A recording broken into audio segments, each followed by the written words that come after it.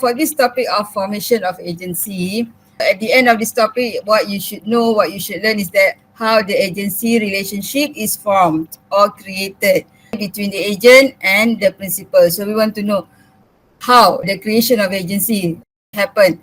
So you will know about what type of formation is relevant under the situation given. And then whether the agent fulfill or not are satisfied the valid conditions of an agent for any of those type of agency.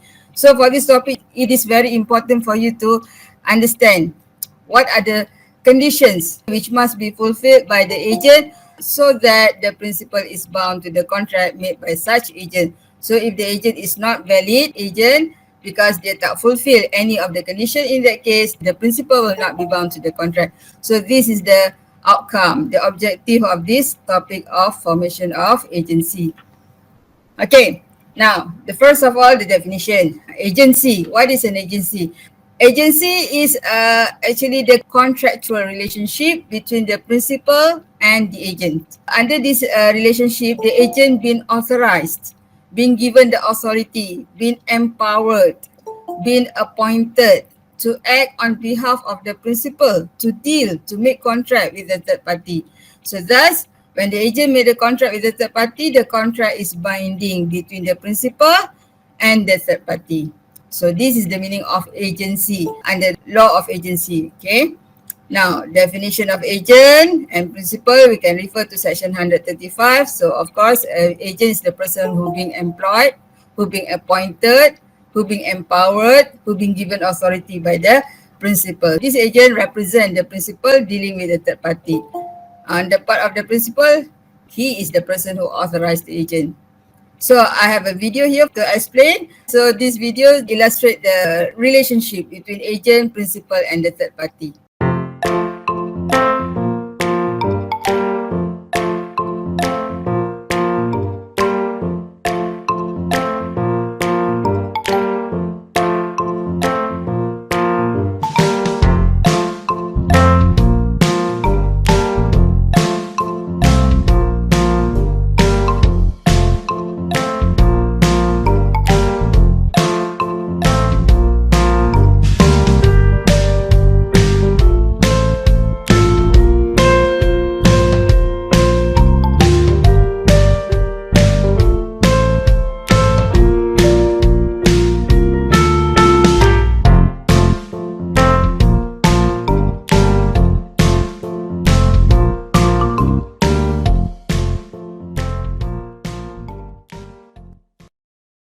Created using Powtoon.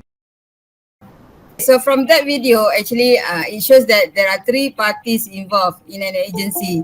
So we have the principal here who appointed Alif as his agent to sell his house to the third party.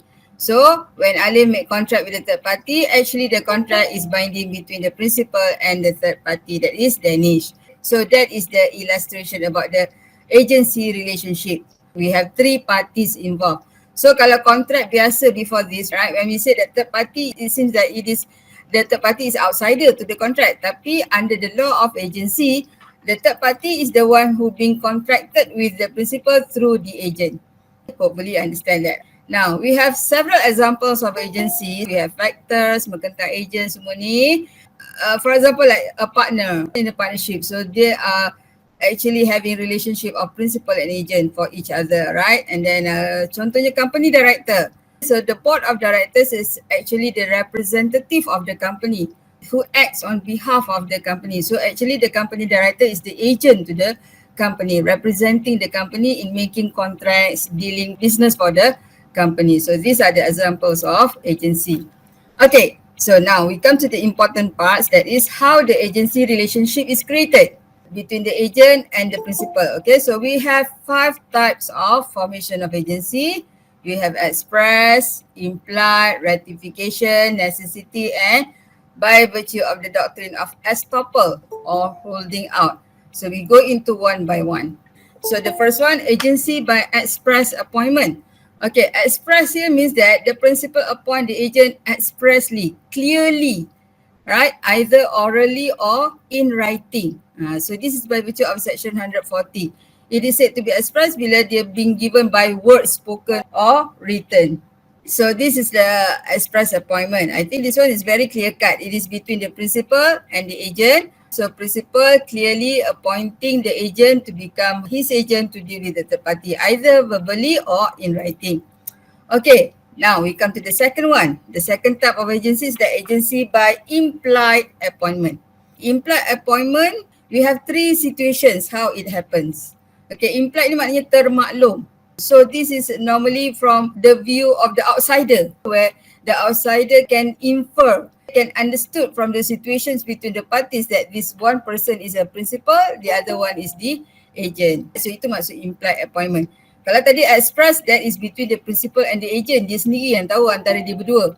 Principal appoint the agent expressly. But this one implied. So now we look at the situation, macam mana dia terjadi. Okay, first is that implied from the circumstances of the parties. From looking into the words being used, the regular conduct of the parties. So it appears to the public. So the public can infer that this one particular person is having authority to act on behalf of another person. So maknanya from the circumstances, from the regular conduct of the parties, from the words being used between the parties, the outsider can infer, boleh faham, can understand that, oh, this is principal, this is agent, this person is acting on behalf of the first party tadi. So this is by virtue of section 140, and this is the illustration from the act itself. I illustrate further dalam bentuk video relating to the implied agency by looking at the circumstances ataupun the habitual conduct of the parties.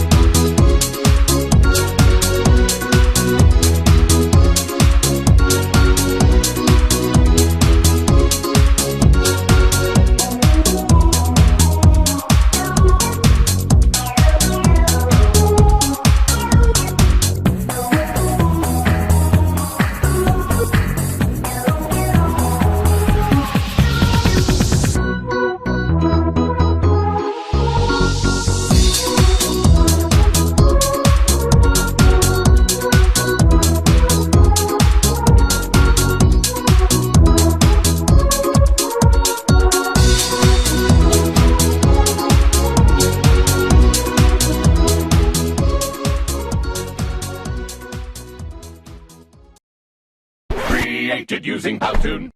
From the circumstances of the parties, from the regular conducts of the parties.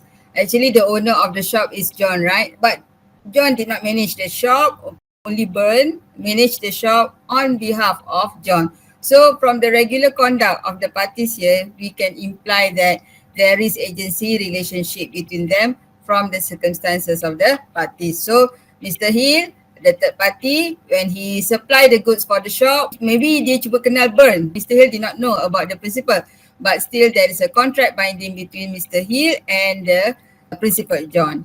So that is from the circumstances of the parties. Okay, the next situation, the second situation, how implied agency may happen, it is from the relationship of husband and wife.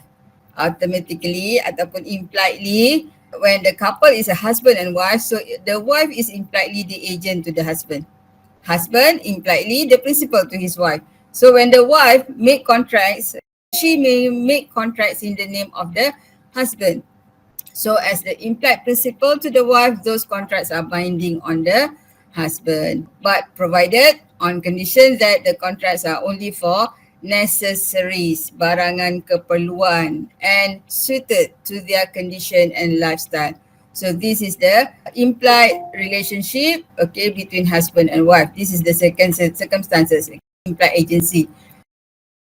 However, there are certain situations which is normally mentioned that we have 5 exceptions where the husband will not be bound to the contract. So meaning the husband can rebut, dia boleh tolak the implied agency, can rebut, deny the liability upon the contract under 5 exceptions. So what are they? Saya tunjukkan dalam video ni jugalah.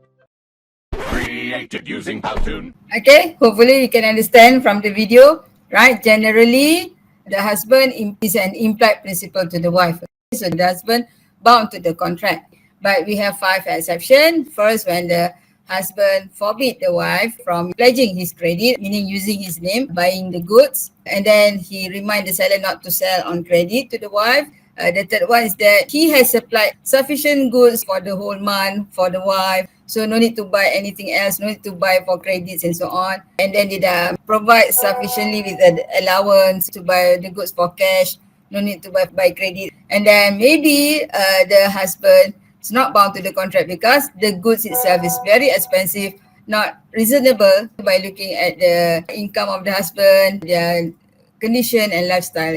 So these are the 5 exceptions where the husband will not be bound to the contract made by the wife. So that is the second implied agency. The third implied agency is that by the Partnership Act 1961. Okay, by virtue of Section 7 of this Act, each partner is an implied agent to the other partners.